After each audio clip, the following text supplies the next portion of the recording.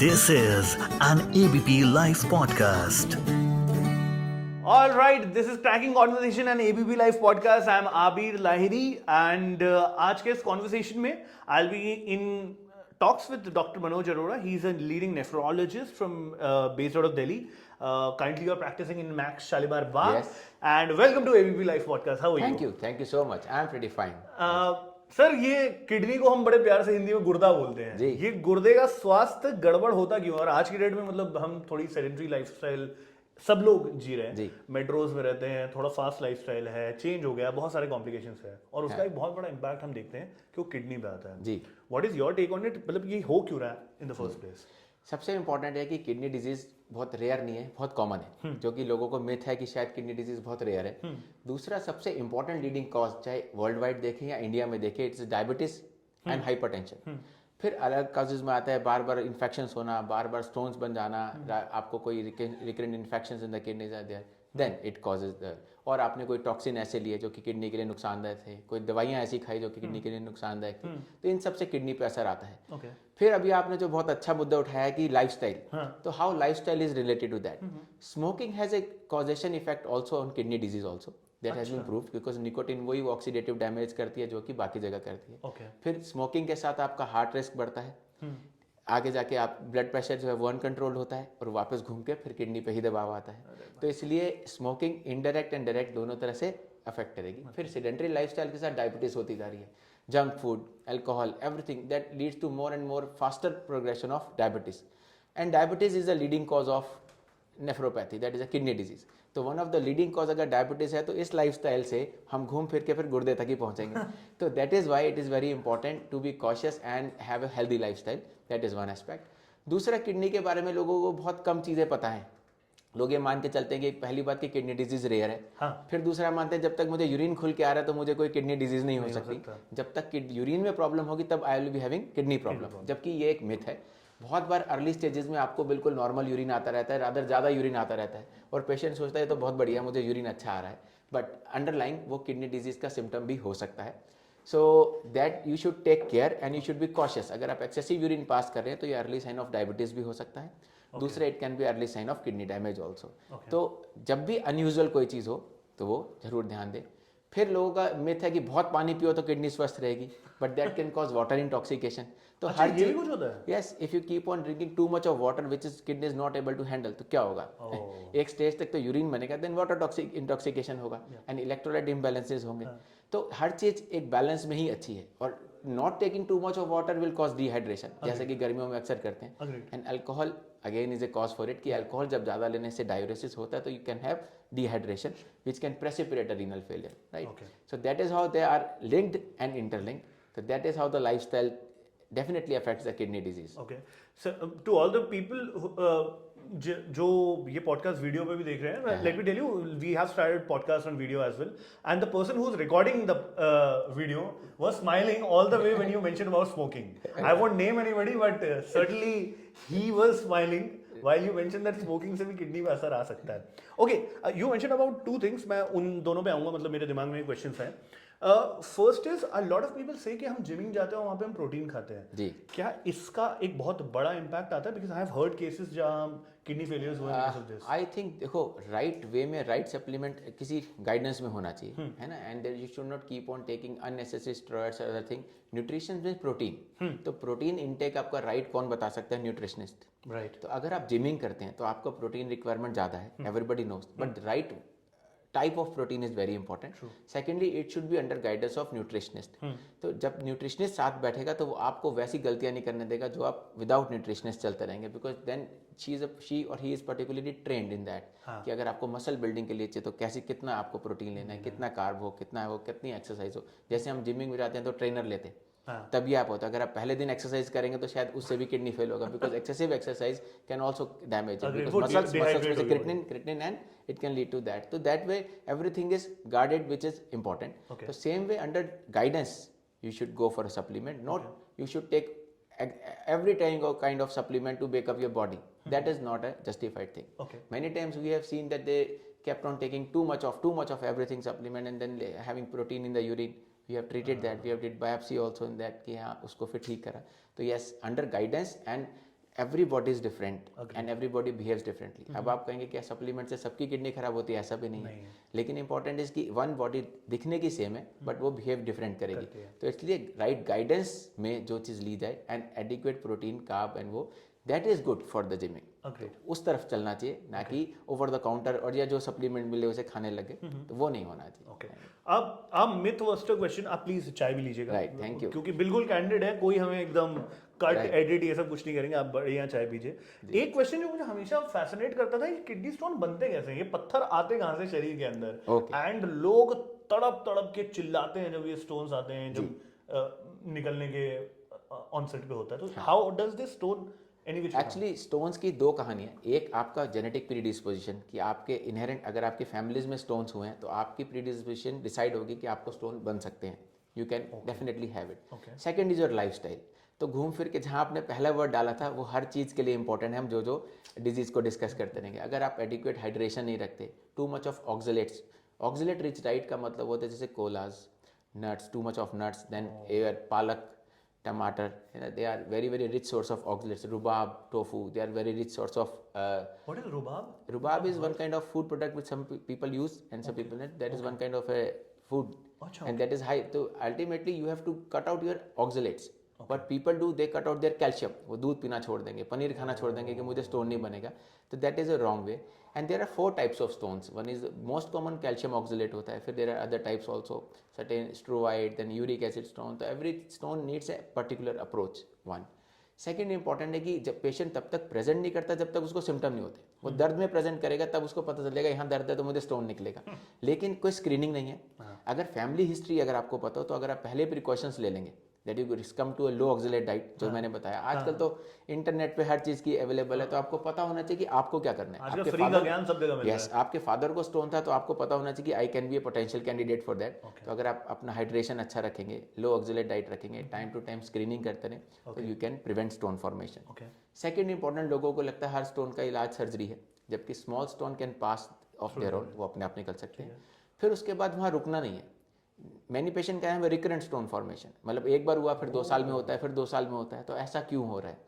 तो इसका क्वेश्चन का आंसर जब तक आप नहीं लेंगे तब तक वो रिकरेंट ये चलता ही रहेगा. इसका आंसर हो क्या सकता है? Yes, you can have a urine analysis. हम उसका 24 घंटे का यूरिन इकट्ठा करके कुछ उसके एलिमेंट्स कराते हैं, oxalate, citrate. There is a method of it that is called 24 hour urine analysis for a stone, recurrent stone patient. That can we find out कि इसमें एक्चुअल प्रॉब्लम कहाँ आ रही है, हम उसको कैसे करेक्ट करें. And this way the stone formation can be prevented, तो आगे सर्जरियों से भी बचा रहेगा. तो this is a good awareness platform, I think, which I think many people don't know. When I come across a stone patient तो उसको ये पता ही नहीं होता. हाँ, मैं भी शायद वही लेमैन हूँ जिसको नहीं पता भाई स्टोन है तो सर्जरी है, या फिर अपने आप निकलेगा, या अल्टरनेटिव मेडिकेशंस और beer. That was my next question. ये तो एक मिथ है या सच है, I don't know. क्या बियर पीने से किडनी का स्टोन गलता है? देखो, that is an indirect. Beer पीने से rather it is also rich in oxalate. तो बियर ज्यादा पीते रहोगे तो स्टोन फॉर्मेशन होगा rather than निकलने से. But beer and alcohol they act as a diuretic. जैसे डायूरेटिक मतलब जिससे यूरिन बहुत ज़्यादा आता है.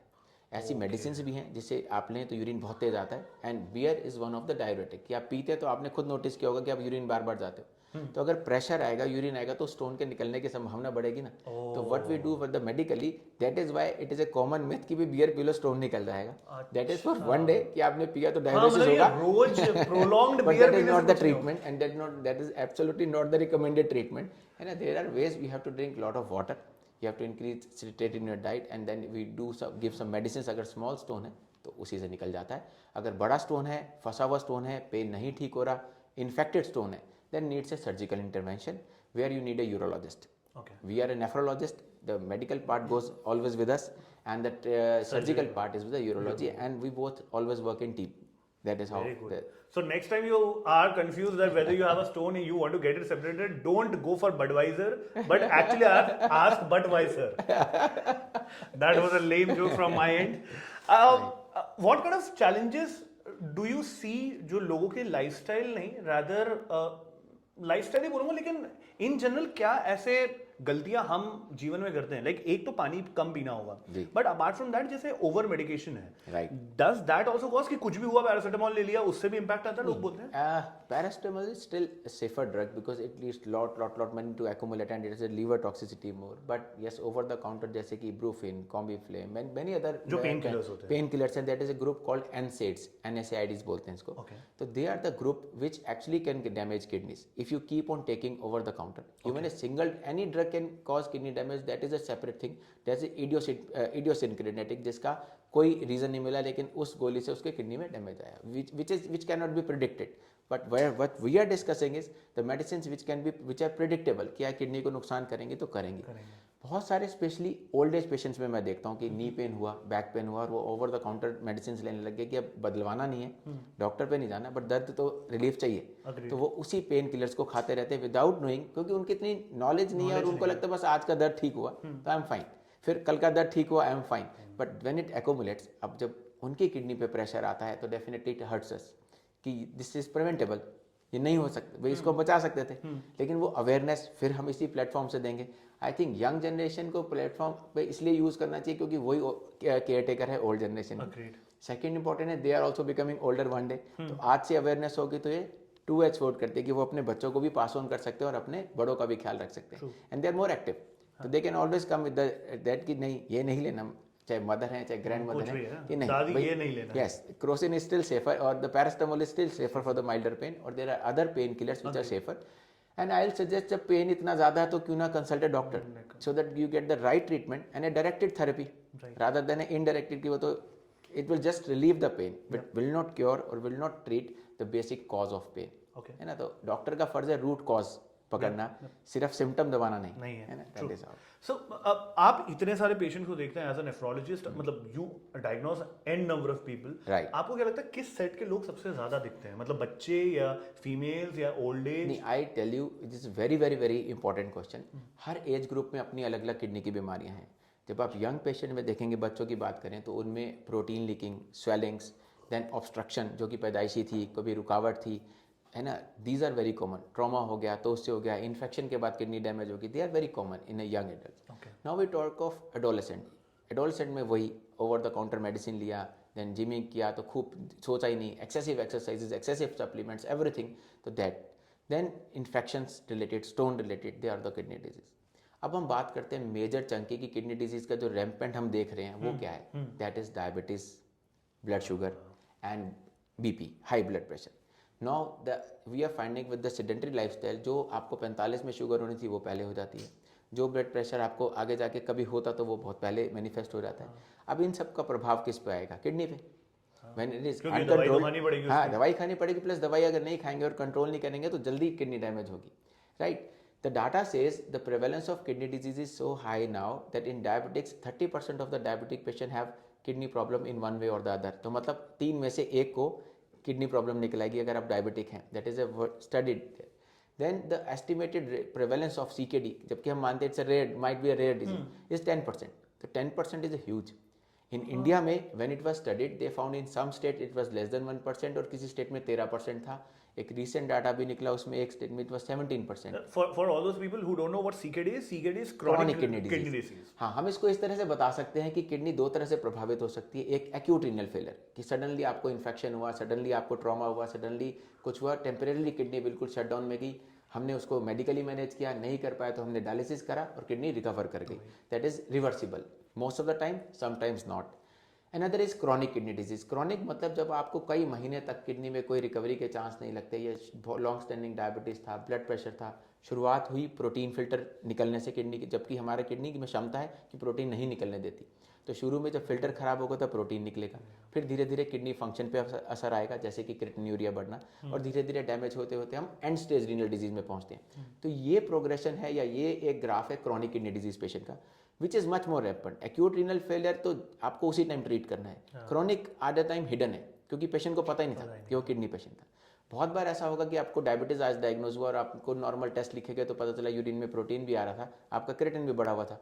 तो ये तो एक दिन में नहीं हुआ, it happen over months to years, but it was hidden to you, you are not aware of it। So that awareness with this platform, with this podcast I want to put, अगर आपको diabetes diagnose हुआ है तो उसी दिन आपको अपनी kidney के बारे में जानना है। अगर आपको ब्लड प्रेशर डायग्नोज हुआ है तो आपको जानना है कि ब्लड प्रेशर से किडनी डैमेज हुई या किडनी डैमेज की वजह से ब्लड प्रेशर हाई है। तो बोथ आर डिफरेंट थिंग्स। तो we approach these patients like, and many of them are treatable cause and many time are preventable and many of them we can retard the progression. ये 3 हिस्सों में हमें kidney disease patients को treat करना होता है। That is how we. Sir ये dialysis क्या भला है? मतलब है तो काफी कॉम्प्लिकेटेड चीज, आप देखते हो इतनी बड़ी मशीन है, लोग कहीं वीकली जाते हैं, कहीं ऑन डायलिसिस हमेशा रहते हैं। राइट। इसके मतलब क्या है? मतलब मैं लेमैन हूं, मुझे नहीं समझ में आता।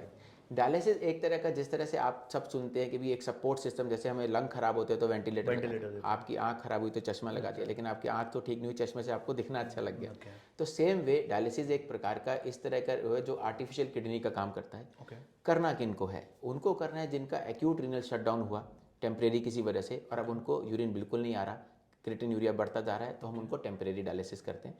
जैसे ही वो प्रोसेस हम ठीक करते हैं, इन्फेक्शन का या स्टोन का या रुकावट का या प्रोसेस को, पेशेंट रिकवर करता है, उनको डायलिसिस नहीं चाहिए होता। अच्छा। फिर कुछ पेशेंट ऐसे क्रॉनिक किडनी डिजीज़, वो धीरे धीरे प्रोग्रेस करके आते हैं, जब उनका एंड स्टेज रीनल डिजीज आता है कि अब आगे साधन कुछ नहीं है, तो to have their life further, for their survival, they have to opt for 2 things, either they can go for dialysis और they can go for a kidney transplant.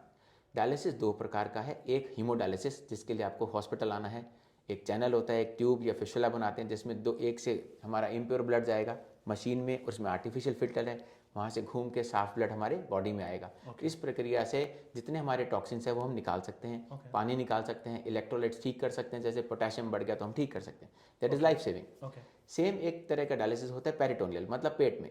Suppose patient बहुत रिमोट एरिया में रहता है जहाँ dialysis facility नहीं, तो क्या उसे जीने का हक नहीं है? तो ऐसे पेशेंट्स के लिए हम उन्हें बोलते हैं कि भैया पेरिटोनियल डायलिसिस कीजिए। हमारे भगवान ने पेट की झिल्ली में ऐसा साधन दिया कि यहाँ एक पाइप डालते हैं हम और एक फ्लूइड आता है, हाँ, नेवल से अंदर पेट की कैविटी में, और एक तरह का ऐसा फ्लूइड है कि जो चमत्कारी फ्लूइड कह सकते हैं, कि उसको जब आप पेट में डालते हैं और कुछ घंटे छोड़ते हैं, वो आपकी बॉडी के सारे टॉक्सिन निकाल आता है और आपकी बॉडी में जो एक्सेस वाटर है वो भी निकाल सकता है। क्या है ये फ्लूइड? पेरिटोनियल डायलिसिस फ्लूइड, उसको स्पेशली इस तरह से बनाया गया है। तो इस तरह से दिन में 2 या 3 एक्सचेंज उसे रोज करने से वो बिल्कुल वैसी स्वस्थ लाइफ जीता है जैसे कि एक हीमोडायलिसिस पेशेंट जीता। प्लस उसकी डिपेंडेंसी हॉस्पिटल जाने की ब्लड से, अब बहुत सारे पेशेंट ब्लड से डरते हैं कि हीमोडायलिसिस से बहुत डर लगता है, नहीं करना, तो उनके लिए पेरिटोनियल डायलिसिस है, but they have to survive, they have a full right to survive and have a quality life. अगर किडनी डैमेज हो गया तो जीना थोड़ी छोड़ना है। तो आई जस्ट काउंसल देम कि तो लाइफ नहीं खत्म। हाँ, हमेशा परमानेंट रहता है। Yes, and then they have always a option to opt for kidney transplant. अब मैं इस मिथ पे भी आना चाहूँगा कि लोगों का मानना है ऐसे कि किडनी ट्रांसप्लांट सक्सेसफुल नहीं है, पहला। दूसरा, किडनी ट्रांसप्लांट के बाद और दिक्कतें आने लगती हैं, ये दूसरा मिथ है। तो हमें एक्चुअली लॉजिकली सोचना पड़ेगा कि जो वर्ल्ड वाइड है, हमारा देश भी आज उतना ही सक्सेसफुल ट्रांसप्लांट कर रहा है। हमारे देश में ट्रांसप्लांट का सक्सेस रेट, किडनी ट्रांसप्लांट का सक्सेस रेट 90 to 95% है, विच इज मच हायर। बाकी 5 से 10% किडनियों में जो रिजेक्शन होते हैं, उनमें भी बहुत सारी किडनियाँ हम ठीक कर लाते हैं because of so advancement in medicine, कि ऐसा नहीं कि वो सारी फेल ही होती हैं, right. And average life of kidney जब हम रिप्लेस करते हैं वो 10 से 12 साल मानी गई है। अगर आपको कोई लाइव रिलेटेड देता है, घर का रिश्तेदार देता है, तो विच इज़ गुड। और कभी कभी हमने देखा वो 15 साल भी चलती है और 20 साल भी। अगर वो किडनी सपोज फिर वापस एंड स्टेज पे आ गई तो हम सेकंड ट्रांसप्लांट जा सकते हैं, फिर हमारी लाइफ की क्वालिटी 10-12 साल बढ़ गई। तो I want to make everybody aware कि 2 चीज़ों में हम यंग जनरेशन को plus everybody in India has to aware 2 thing, that we should promote organ donation, कि अगर मुझे कुछ हो जाता है we should pledge.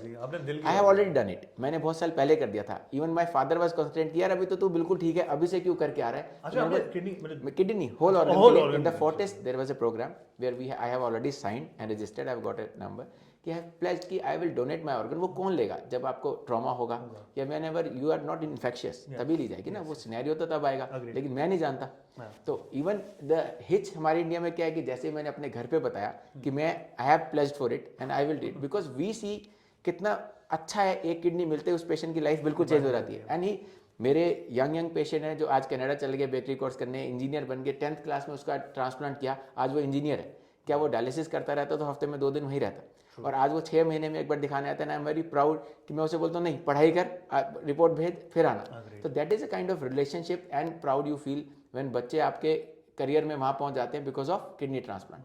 And there were a patient जो किडनी फेलियर के पेशेंट थे, जिन्हें आगे लाइफ समझ नहीं आती थी कैसे जीनी, and they are into their career and running very good business कर रहे हैं, वर्ल्ड ट्रैवल करते हैं, तो that is a good part. तो सेकंड है ऑर्गन डोनेशन पे हमें इसलिए काम करना है बिकॉज इंडिया में अभी भी कैडेवरिक डोनेशन प्रोग्राम नहीं सक्सेसफुल होता ना, बिकॉज अवेयरनेस नहीं है. जब आपकी घर का कोई सदस्य अगर सपोज ब्रेन ट्रोमा हो गया, ब्रेन उसका फंक्शनिंग नहीं है, हार्ट बीटिंग है, हार्ट चल रहा है, that is the time when you have to be into that कि अब हमें क्या सोचना है. स्ट्रोक का पेशेंट, ट्रॉमा का पेशेंट, उन्हीं को लिया जाएगा जिनके ऑर्गन स्वस्थ हैं.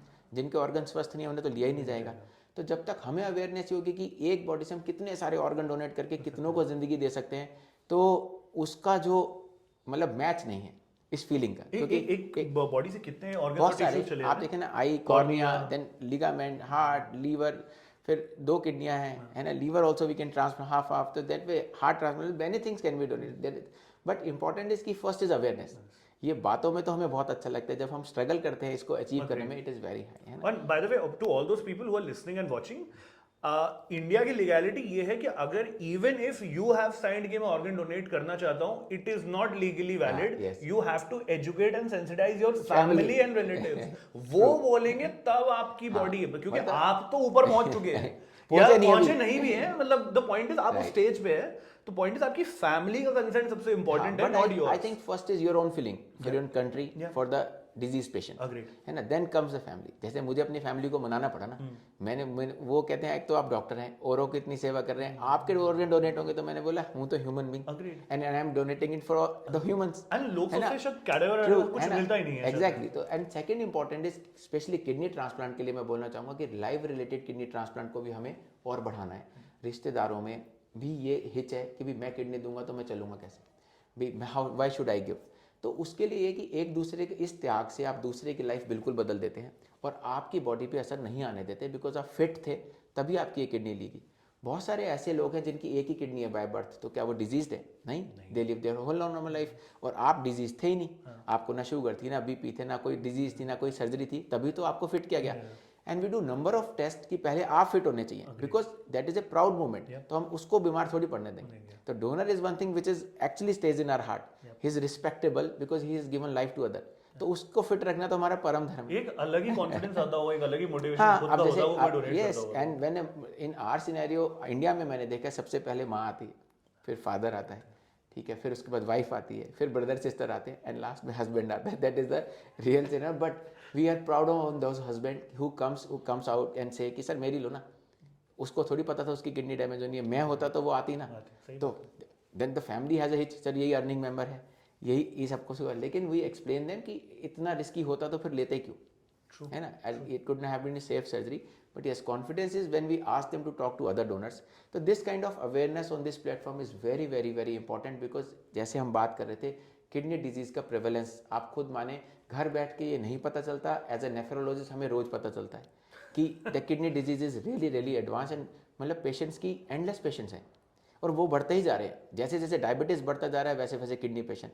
व्हेन वी एग्री कि 30 to 40% के बीच में अगर डायबिटिक में हर तीसरे में एक को किडनी डिजीज है, तो आप माने डायबिटिक पैंडेमिक अगर होने लगा है तो किडनी डिजीज कहाँ जाएगी? वो भी वहीं आएगी. तो जितनी अवेयरनेस होती जाएगी, इससे 3 फायदे हम ले सकते हैं. एक तो हम किडनी डिजीज को अर्ली बता सकते हैं कि हमें है, वी कैन प्रिवेंट इट. लोगों का मिथ है कि kidney disease is not preventable, मतलब किडनी डिजीज मीन्स डायलिसिस. ऐसा नहीं है. अगर आप अपने ब्लड प्रेशर कंट्रोल रखेंगे, डायबिटीज कंट्रोल रखेंगे, तो आप इसको बचा सकते हैं, नंबर 1. अगर अर्ली स्टेज में डिटेक्ट होगी तो इसको बहुत सालों तक ले जा सकते हैं. Third thing, now we have a miracle drugs जो अब से पहले नहीं थी. Okay. They work in diabetes, they work in non-diabetic also, and they retard the progression. तो हमारे पास अब और ज़्यादा चीज़ें हैं स्लो करके. तो स्लो करने के बाद there is a good life without dialysis, without talking of transplant. तो once you have been diagnosed as a kidney patient, तो आपको किडनी पेशेंट के साथ यही चाहते हैं ना कि अब मैं डायलिसिस तक ना पहुंचूं, ट्रांसप्लांट तक ना, वो मेरी जर्नी बढ़ती जाए. And there comes the role of a nephrologist, है ना, with the adequate diet, adequate exercise, adequate lifestyle modification. We help with the medications, we help them to reach कि वो डायलिसिस और ट्रांसप्लांट तक बहुत लेट पहुंचे. उसकी बात ना करें, जब हो तब की तब देखें. बट आज तो हम आज में जिए. अगर हम आज ही नहीं सुधरना चाहेंगे तो वो स्टेज तो जल्दी आएगी. अगर हम आज जुड़ के चलेंगे और एग्री करेंगे कि हमें लाइफस्टाइल को चेंज करना है, प्रॉपर टाइम पे मेडिकेशंस लेनी है, तो हम उसको अचीव कर सकते हैं. अनअचीवेबल नहीं है. अच्छा, what kind of common, like damn common symptoms जो आप देखते हो कि ये समझ में आता है कि ये किडनी का इशू है? राइट. सबसे दुखदायी बात यह है कि अर्ली किडनी डिजीज में सिम्टम नहीं आते, इसलिए किडनी डिजीज एडवांस स्टेज पे या एटलीस्ट मॉडरेट एडवांस स्टेज पे पकड़ में आती है। फिर भी मैं सबको बताना चाहूँगा कि कभी भी आप देखें कि आपको स्वेलिंग होने लगी बॉडी में जो नहीं थी, तो उसको अपने आप प्रेस्क्राइब ना करें, दवाई से है, सॉल्ट से है, बीपी से है, इससे just get a kidney test done. Number 1, आपको एक्सेसिव यूरिनेशन होने लगा जो पहले नहीं होता था, यूरिन आना कम हो गया, तो किडनी पे ध्यान दें, जरूर ध्यान दें। थर्ड, आपको एक्सेसिव वीकनेस लगने लगी जो पहले नहीं थी, तो सिर्फ एनीमिया ना सोचते रहें। अच्छा, पीपल थिंक मैं थक जाता हूँ, पहले नहीं थकता था, that is a very common symptom. वो सोचता रहा कि मेरा एक्सर्शन है, मेरा स्ट्रेस लेवल है, बाद में पता चलता क्रिएटिनिन तो 14 था, यूरिया तो 200 था, and this was happening for 4 months 6 months. तो अपने सिम्टम को आप खुद इग्नोर ना करें, that is my request, and it will help to detect it very early. बहुत बार मैं पेशेंट देखता हूँ वो 1 साल से कमजोर फील करता था, बट किडनी तो पता ही नहीं थी ना उसे, वो किडनी की तरफ ध्यान ही नहीं देना चाहता था, बिकॉज उसे लगा मेरा स्ट्रेस लेवल ज़्यादा है, मेरे वर्किंग आवर्स 18 घंटे हैं, मैं अल्कोहल लेता हूँ, मैं स्मोक करता हूँ, मैं MBA हूँ, मैं कॉर्पोरेट में हूँ, तो इट्स नॉर्मल। बट मैं थकता पहले नहीं था, अब तो थकता हूँ। वो थकावट बढ़ती जा रही थी। जब वो थकावट हद से पार हुई तो उसने फर्स्ट टाइम टेस्ट करे जिसमें एनीमिया ना निकली कि किडनी फेलियर निकला। So this is actually hurting. तो अगर उसे तब पता होता थकावट का एक सिम्टम में मुझे एक सिंपल किडनी टेस्ट कराना तो वो सही हो सकता था, तो वो बहुत अर्ली स्टेज पे आता। तो जो मैंने आपसे बात करी कि with medication we can prolong that, we can reach to that stage at a very later stage, तो वो मिलता ना उसे जो उसने खो दिया। Fourth, if you have a blood pressure, चाहे वो कभी कभार है, तो ये ना सोचे जिस दिन बीपी हाई है उस दिन दवाई खाऊंगा, बाकी 1 साल में 3 ही दिन गोली खाऊंगा। ये भी बड़ा कॉमन है कि बीपी ठीक हो गया तो मैंने दवाई खानी छोड़ दी, आपने उसके आगे बढ़े ही नहीं कि बीपी था क्यों खराब, and that can lead to kidney damage because वो अनकंट्रोल चलता रहा, आपको पता ही नहीं था। शुगर है, मैं दवाई नहीं खाऊंगा, डाइट से कंट्रोल करूंगा, डाइट से कंट्रोल करूंगा, बट डाइट से कंट्रोल हुई नहीं तो दवाई भी नहीं खाई। तो these are the common things which we say. Similarly these are the very common symptom. इसके अलावा यूरिन में ब्लड आना, यूरिन में आपको लगता है जलन है बहुत ज़्यादा, आपको फ्लैंक पेन, जहाँ हमारे गुर्दे होते हैं हम फ्लैंक पेन कमर में साइडों में फील करते हैं, यूरिन के रास्ते पे फील करते हैं, तो ये तो इमीडिएट आपको डॉक्टर के पास ले जाएंगे, क्योंकि आपको पता they are the signs and something is happening in kidney. जो हमने पहले डिस्कशन किया वो ऐसे साइन और सिम्टम्स हैं जो कि आपको पता ही नहीं चलने देंगे कि आप किडनी पेशेंट हैं या किडनी में कोई इफेक्ट है। तो ये अवेयरनेस हमें इस माध्यम से जरूर करनी है कि इनमें से कुछ भी हो तो उसे इग्नोर ना करें। एक सिंपल टेस्ट, एक चीज़ और बताना चाहूँगा कि लोगों का मानना है कि किडनी को इवैल्यूएट करना मतलब बहुत पैसा लगेगा, ऐसा नहीं है। 2 very simple test and very very very very cost effective test है। एक सिंपल यूरिन रूटीन जो आई थिंक 50 रुपये से लेकर 200 रुपये में लैब की वेरिएशन पे हो जाता है, जिसमें पता चल जाता है कि यूरिन में प्रोटीन आ रहा है, यूरिन में पस आ रही है, यूरिन में RBC आ रहे हैं, तो हम उसको वर्कअप कर सकते हैं। ऑक्सिलेट क्रिस्टल्स आ रहे हैं। Second is a simple kidney function test जो आज शायद मोहल्ला क्लिनिक में फ्री हो जाता है ना। मतलब आप अपने अफोर्डेबिलिटी से चूज करें, बट ना करना सॉल्यूशन नहीं है। मेरा सबको समझाना होता है कि आप सरकारी करा लो, प्राइवेट नहीं कर सकते, करो, बट करो तो करो। अगर आप डायबिटिक हैं, हाइपरटेंशन है, तो एक बार किडनी फंक्शन टेस्ट उसी दिन करें जिस दिन पहले दिन दवा खा रहे, तो आपको पता चल जाएगा कि आज मुझे किडनी में प्रॉब्लम नहीं है। अब हम उसको एज पर द स्टेज कर सकते हैं। हर साल करना चाहें 6 महीने, तो वो डिपेंड करता है आप बीपी पेशेंट है, शुगर पेशेंट है, वो आपके फिजिशियन गाइड करते रहेंगे, बट करना ही नहीं, दैट इज इम्पोर्टेंट। तो सिंपल किडनी फंक्शन टेस्ट से हम पता लगा सकते हैं कि अर्ली चेंजेस हैं नहीं है और आप स्वस्थ हैं, तो बहुत ही बढ़िया बात है।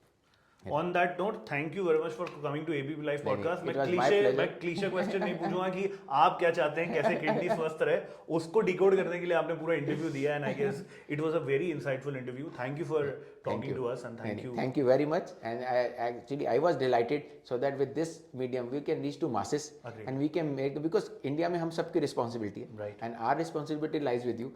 You are the very very responsible person of the society, है ना? And when you do this kind of things, तो इसको ना करना बनता ही नहीं. That's why I came traveling so far. From Shalimar Bagh all the way to Noida. It was a really really good platform कि through ABP we reaches to masses and we make them aware कि kidney disease मत होने दो भाई. It is preventable. If it can slow it. तो this all method is, मैं किसी को एडवाइस नहीं करता कि डायलिसिस और ट्रांसप्लांट स्टेज पे आए, पहले आए और बहुत अच्छा स्वस्थ लाइफ जिए। That is what my wishes, that is what I want. Thank you very much. And सिर्फ बियर पीने से किडनी का स्टोन नहीं जाता है, बियर नहीं पीनी है बियर नहीं पीना है, वन ऑफ चलता है, लेकिन ये प्रोलॉन्ग्ड रोज का बियर पीना नहीं है, इससे किडनी नहीं जाता है। Thank you very much. This is ABP live podcast. I am Abid Lahiri, you are watching and listening to Cracking Conversation. Thank you very much.